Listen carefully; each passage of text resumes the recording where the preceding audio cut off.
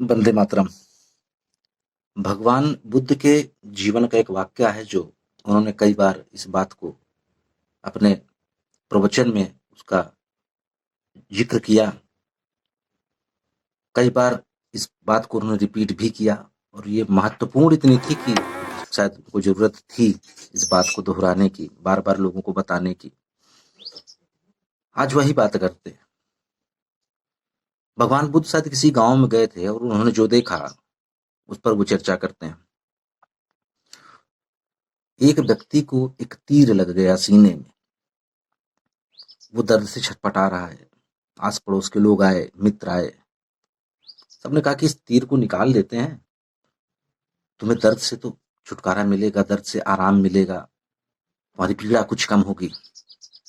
उसने कहा नहीं नहीं, इस तीर को निकालो मत, पहले मुझे ये पता करना है कि इस तीर को मुझे मारा किसने। शत्रु ने मारा कि मित्र ने मारा?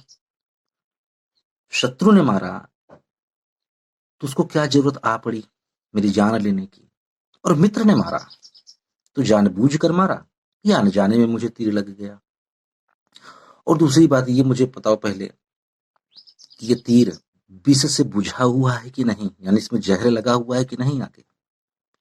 और ये पता लगाओ कि ये तीर किस धातु का बना है।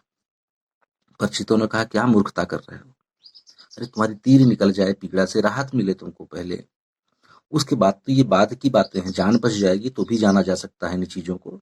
इन चीजों को आप बाद में जान सकते हैं, पहले अपनी जान बचाइए, पीड़ा से राहत मिले। उसने कहा नहीं नहीं, इसकी कोई जरूरत ही नहीं है, पहले मुझे मेरे प्रश्नों का जवाब चाहिए, उसके बाद मैं जानूंगा। तो भगवान बुद्ध जो इशारा करते हैं, एक तीर जो सीने में दुख का तीर सीने में लग रखा है, उसकी बात हम नहीं करते। संसार की सारी बातें करेंगे, तर्क वितर्क करेंगे, प्रश्नों के ढंग अलग हो जाएंगे, तरीका अलग हो जाएगा, लेकिन तीर वहीं का वहीं लगा हुआ है। हम कहते हैं कि भाई ये ब्रह्मांड, ये पृथ्वी, ये प्रकृति किसने बनाई? हम कहते हैं ईश्वर ने बनाई है। किसी ने कहा ईश्वर ने नहीं बनाई।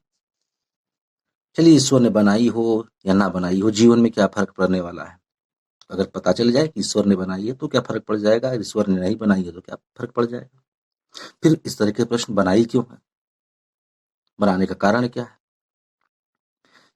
तो उस व्यक्ति को जो तीर लगा है वो सही कह रहा है। यही हालत हम सब की है। जो दुख का तीर लगा हुआ है ना, उसकी बात तो हो ही नहीं रही, बातें तो अनर्गल हो रही हैं, इधर उधर की हो रही हैं। तो दुख का तीर वो निकलेगा ही नहीं, हम निकालने की कोशिश ही नहीं कर रहे हैं।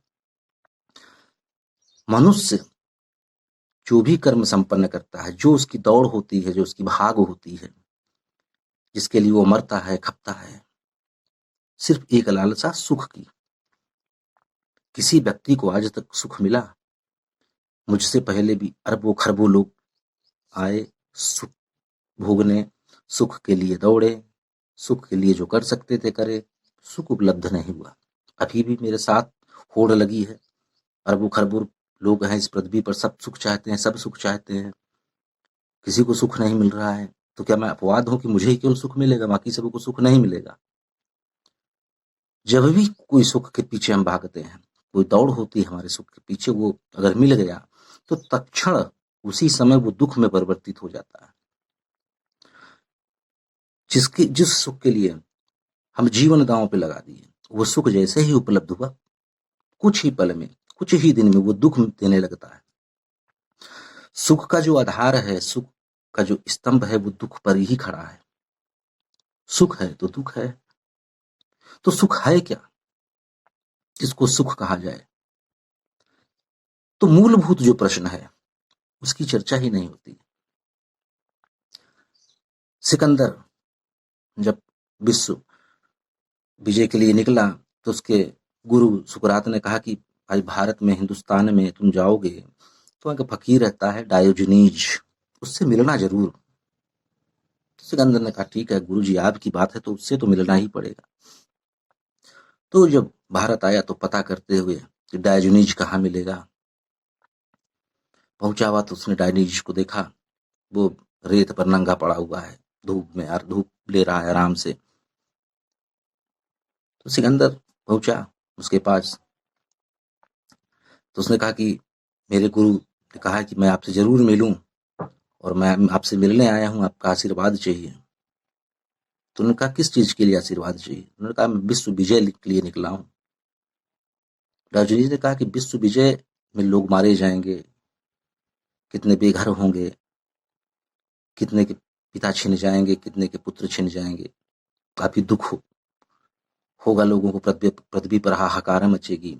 चलो मान लेते हैं कि तुमने ये विश्व विजय कर ली, तो करोगे क्या? उसने कहा तब मैं सुख से रहूंगा। डायोजनीज ने कहा इतना मारकाट, इतनी दौड़ धूप, इतना भागम भाग, ये सब करने की जरूरत क्या है? आओ मेरे बगल लेटो, देखो मैं सुख से लेटा हूं। सुख कहाँ ढूंढोगे? सुख तो यही है, आओ बगल में लेट जाते हैं, दोनों सुख से रहते हैं। सुख की परिभाषा यही है। जिस व्यक्ति को सुख चाहिए, चाहे वो उसके शरीर का सुख हो, चाहे पेट का सुख हो, वो दूसरे को दुख देके ही प्राप्त किया जा सकता है। जो अपने शरीर का सुख चाहेगा वो दूसरे को दुख देगा, तभी वो सुख प्राप्त करेगा। तो ये हिंसा भी है। तो डायोजनीज सही कहता है। तो सिकंदर ने कहा कि मैं आपसे बड़ा प्रभावित हूं, बताइए मैं आपके लिए क्या कर सकता हूं।